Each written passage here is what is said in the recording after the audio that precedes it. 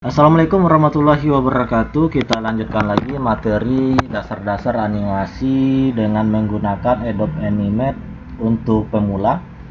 Setelah materi yang pertama ada teori dan praktek, selanjutnya ini adalah materi untuk pertemuan yang kedua. Kita akan membahas teori yang terlebih dahulu, yaitu membuat storyboard. Nanti baru kita akan mencoba membuat project animasi ya. Nah, sebelum kita membuat project animasi, langkah yang paling penting adalah membuat storyboard. Dalam merencanakan produksi video, animasi, bahkan film dan yang lainnya, langkah-langkah yang perlu dilakukan adalah membuat storyboard. Storyboard itu merupakan sketsa gambar yang berurutan sesuai dengan naskah agar kita dapat membuat naskah cerita menjadi lebih hidup dan video ataupun animasi yang dihasilkan dapat disajikan kepada orang lain. Sehingga dapat kita simpulkan storyboard adalah rangkaian cerita yang memberikan rincian video atau animasi dan ilustrasi adegan utama, yaitu sebagaimana latar belakangnya, siapa yang akan ada di dalam video, dan adegan apa saja yang akan ditampilkan. Storyboard biasanya digunakan sebagai contoh adegan film, musik video, produksi televisi, animasi, dan lain sebagainya. Dan dapat dibuat secara manual ataupun menggunakan media digital. Kalau saat ini mungkin kita bisa menggunakan Canva untuk membuat storyboard. Nah, storyboard disebut juga dengan naskah dalam bentuk gambar, artinya potongan-potongan gambar, sketsa kasar yang merupakan bentuk-bentuk shot atau adegan yang dihasilkan atas dasar shot utama adegan. Storyboard ibaratnya merupakan gambaran hasil produksi yang nantinya kita inginkan. Jadi dengan melihat storyboard kita sudah terbayang hasil akhirnya nanti itu seperti apa. Oke, kemunculan storyboard ini tidak lepas dari pengaruh rumah produksi yang ternama, itu Walt Disney Studio. Dilansir dari laman International Design org, ide storyboard itu pertama kali dikembangkan oleh Walt Disney Studio pada tahun 1933. Disney menciptakan sketsa gambar adegan 3 babi kecil pada lembaran kertas terpisah dan menempelkannya di papan buletin agar tersusun berurutan. Nah, kita akan lihat terlebih dahulu apa sih fungsi dari storyboard nih. Membuat storyboard kalau dipikir-pikir kan terkesan membuang-buang waktu, namun pada intinya storyboard ini sangat penting untuk mempermudah proses produksi film ataupun animasi. Apalagi kalau kita mengerjakannya secara tim. Tapi kalau kita membuatnya one man show ya, hanya satu orang saja dan idenya ada di kepala kita, mungkin kita tidak memerlukan storyboard. Nah, berikut kita dapat melihat beberapa manfaat dari storyboard dalam produksi film ataupun animasi ya, sebelum produksinya. Yang pertama adalah memperjelas visual setiap adegan film, mulai dari tata letak, arah kamera, lighting, dan sebagainya. Nah, ini kalau untuk film ya.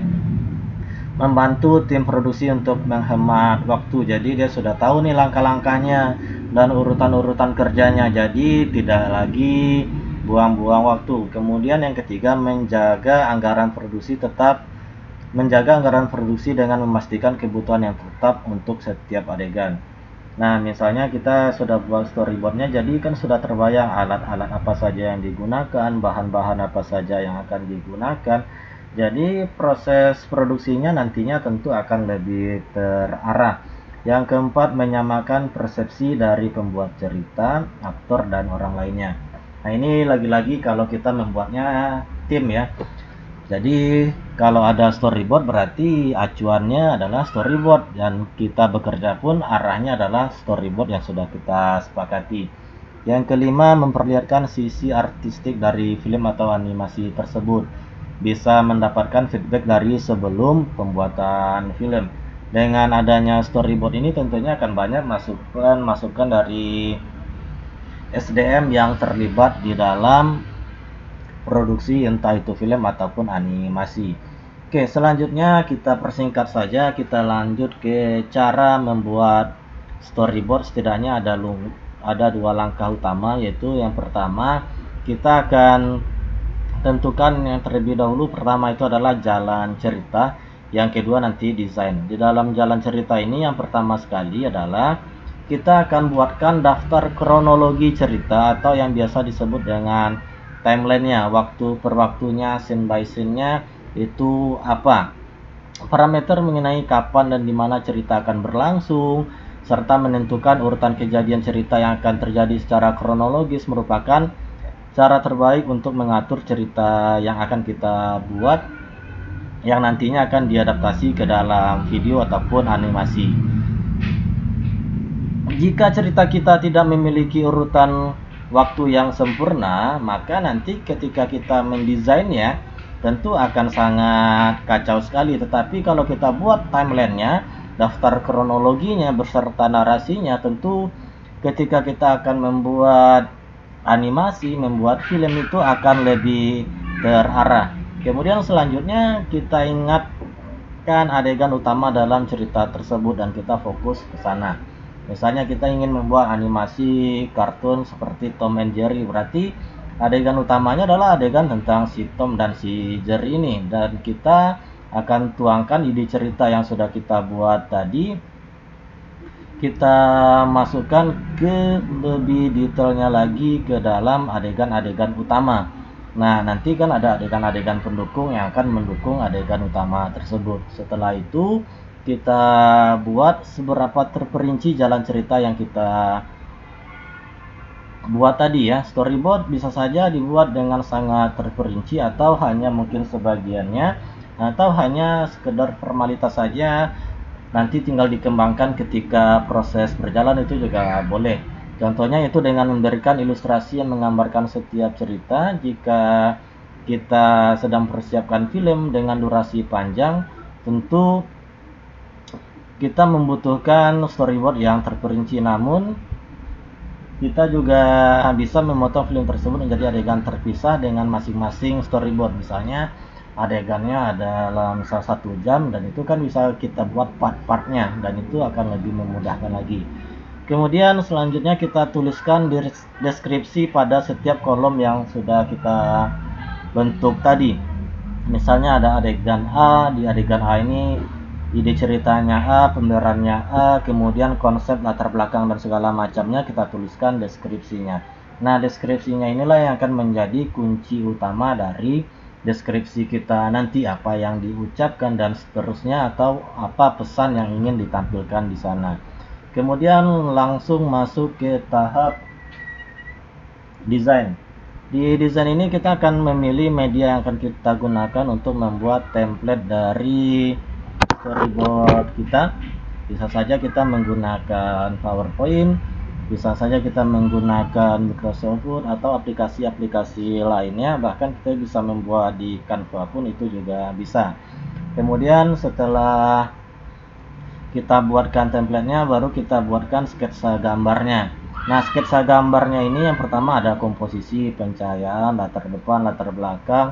Kalau animasi nanti latar belakangnya apa saja, kemudian sudut pengambilan gambar, jenis pengambilan filmnya, wide shot, close up, over, dan segala macamnya.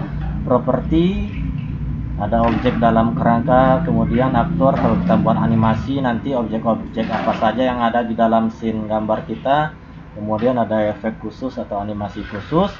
Kemudian yang kecil kita tambahkan informasi lainnya yang mendukung proses dari storyboard kita. Nah, kita ada sebuah contoh storyboard ya. Ini ada contoh storyboard, misalnya adalah iklan layanan masyarakat, penggunaan jalur kendaraan ya judulnya, durasinya 30 menit. Kemudian ada banyak aktivitas sebetulnya, tapi ini hanya kita ambil contoh 2 aktivitas atau 2 storyboard aja. Yang pertama adalah antrian pada pintu tol, yang kedua di jalan tol ya. Nah, contohnya kalau di antrian pada pintu tol kan kita sudah tak perlu banyak yang kita rangkum di situ, sudah terbayang gambarnya seperti apa ya. Misalnya ada pintu tol, ada mobil yang berjejer. Kemudian di jalan tol Nah, ini kita bisa deskripsikan ya, bus pada jalur kanan, kemudian misalnya ada truk pada jalur kiri, kendaraan yang sedang salip menyalip, dan ini sudah nampak nih narasi-narasinya atau keadaan-keadaan yang ingin kita tuangkan. Kemudian di jalan tol itu nanti misalnya ada pesan-pesan, gunakan jalur kendaraan sesuai yang telah ditetapkan. Nah, kita buatkan sketsanya. Nah, ini misalnya sketsa dari storyboard kita, pintu tol, kemudian judulnya adalah antrian pada pintu tol, audionya misalnya deru kebisingan lalu lintas. Nah, ini nanti menjadi input bagi orang yang mengerjakan. Durasinya dibuat 4 menit. Nah, bayangkan nanti ketika kita mendesainnya dalam waktu 4 menit, kira-kira situasi pintu tol seperti apa yang bisa kita terapkan di sini. Nah, selanjutnya misalnya yang kedua di jalan tol. Nah, misalnya ada bus pada lajur kanan, ada truk pada jalur kiri, kemudian ada sedan yang menyalip, kemudian ada juga nanti ada teks misalnya pesan gunakan jalur kendaraan sesuai yang telah ditetapkan di pinggir jalan tol. Kemudian ada konteks audionya deru kebisingan lalu lintas, durasinya kurang lebih 7 menit, dan ini bisa menjadi rangkuman lain. Kalau seandainya butuh penjelasan lain bisa ditambahkan deskripsinya. Kalau ingin lebih lengkap lagi, misalnya perpaduan warna yang akan digunakan di dalamnya pun itu boleh ditetapkan. Misalnya teksnya nanti pakai huruf ini, Times New Roman misalnya, warnanya merah dan segala macamnya, itu boleh dimasukkan di dalam storyboardnya. Karena nantinya kalau tidak dituliskan berarti terserah orang yang akan mendesainnya. Tapi kalau kita buat misalnya ada audionya ini, kemudian situasinya seperti ini, deskripsinya jelas, maka orang yang akan mengerjakan projectnya nanti dengan melihat storyboard yang sudah ada itu akan jauh lebih mudah tentunya. Dan kita bisa lihat ya di Canva pun itu ada beberapa contoh ya. Canva, kalau kita cek di Canva ada beberapa desain storyboard. Kita coba cari storyboard ya, storyboard.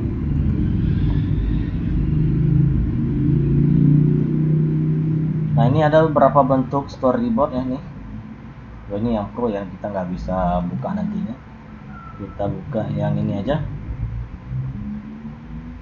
Nah, ini misalnya nama movie name, live as a designer, director Samira Edit, misalnya storyboard scene 1, medium shot, indoor, dan deskripsinya.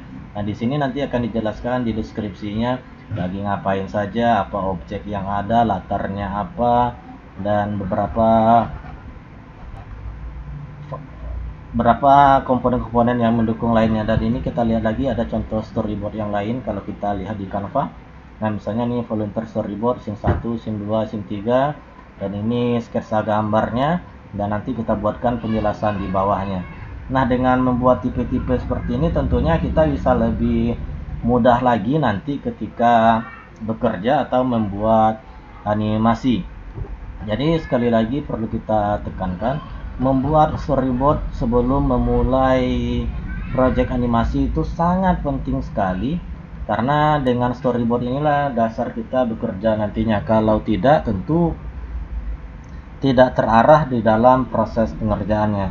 Apalagi kalau kita bekerja secara tim ya. Kalau ada tim, dengan adanya storyboard berarti fokus ke storyboard ya. Tapi kalau kita misalnya buat projectnya kecil dan malas buat storyboardnya, semua idenya ada di kepala kita ya, selagi masih bisa mengingat seluruh project yang akan kita buat, gambarannya seperti apa nanti ya, kalau kepalanya muat ya itu silakan aja, karena pilihan tentu kembali kepada kita. Tapi etika di dalam membuat sebuah animasi ataupun buat film nantinya, storyboard ini menjadi kunci utamanya.